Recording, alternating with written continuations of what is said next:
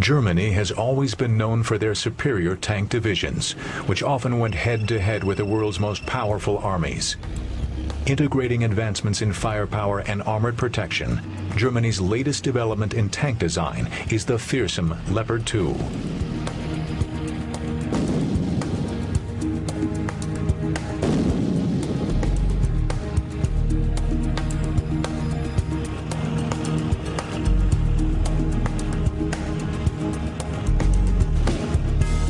Tanks were the spearhead of the German Blitzkrieg in World War II. The legendary Tiger and Panther were among the most powerful tanks to roam the European battlefields during the final years of the war. Today they stand as silent reminders of the great armored clashes like Kursk, Normandy, and the Battle of the Bulge. Their place has been taken in the modern Bundeswehr by tanks of the Leopard family, the Leopard 1 and the Leopard 2. The Leopard 1 was the first German tank built after the Second World War. It entered service with the Bundeswehr in 1965. Compared to its wartime antecedents, it was much better armed.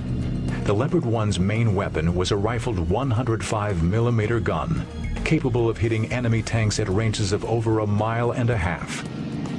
The Leopard 1 was considerably more mobile than the tanks of World War II, with road speeds up to 35 miles an hour.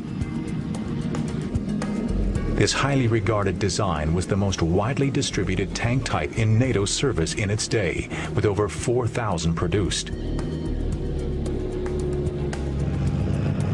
The Leopard 1 also formed the basis for the Leopard, an anti-aircraft vehicle armed with a radar-directed twin 35mm cannon system.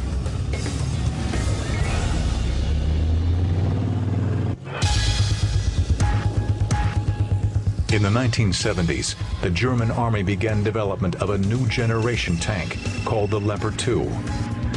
Though sharing a common name with its predecessor, the Leopard 2 was in fact a whole new design and considered by many to be the best tank built today. Like the Abrams and Challenger 2, the Leopard 2 is protected by a thick hide of third-generation composite armor. The use of reactive armor atop the turret provides the Leopard 2 superior protection to the latest in top attack anti-tank munitions.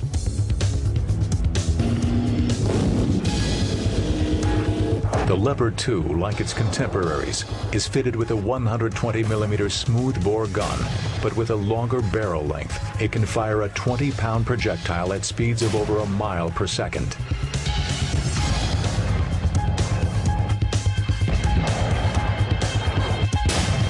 Precision is ensured by a laser rangefinder and a sophisticated stabilization system. The commander's stabilized panoramic periscope is slaved to the tank's fire control system. This allows the periscope to be used to aim the tank's weapons.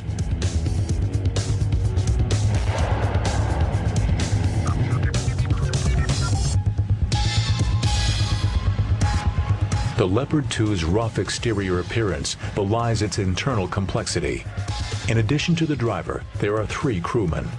The loader is responsible for handling the tank's ammunition.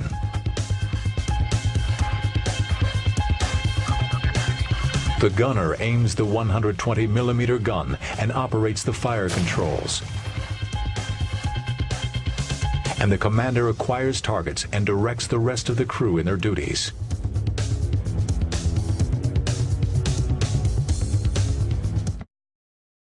The Leopard 2 can employ smoke grenades to mask its position.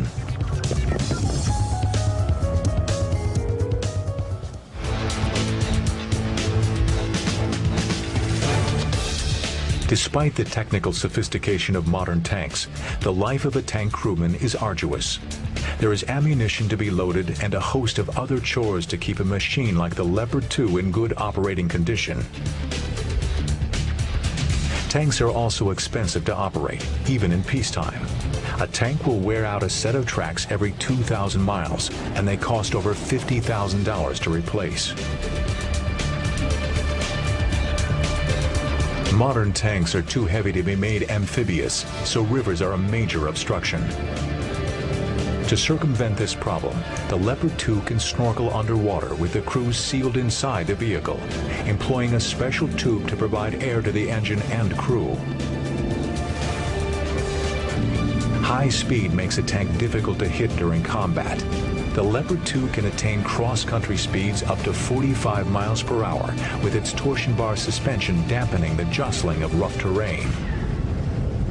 The Leopard 2, perhaps the best combination of armor and firepower on today's battlefield, proudly carries on Germany's excellence in tank design.